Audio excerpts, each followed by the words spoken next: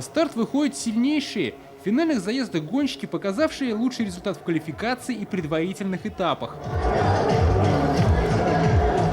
В отдельных классах соревновались мужчины, женщины, начинающие, юниоры, обладатели досок с электромотором. Поболеть спортсменов собрались сотни зрителей. Зрелище что-то новое, потому что таких скутеров не видели у нас. Первый раз такой вижу.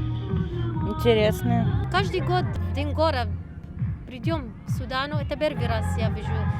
Мне было очень, конечно, очень интересно. Среди самых юных участников победу одержала Илишка Матюшкова из Чехии. Спортсменке всего 13 лет.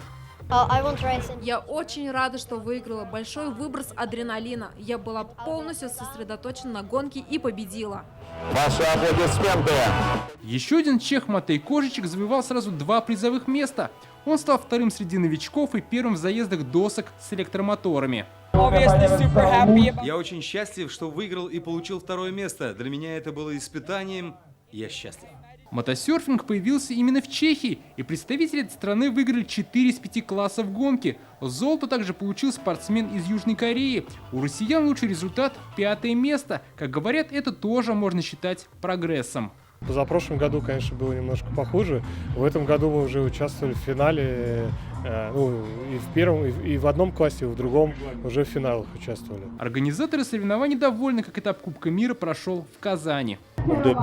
Здесь очень красиво, нам очень понравилась Казань, то, что мы соревновались в самом центре города. Завершающий этап Кубка мира пройдет в конце сентября в Хорватии. На следующий год в планах мотосерферов снова приехать в Казань на соревнования.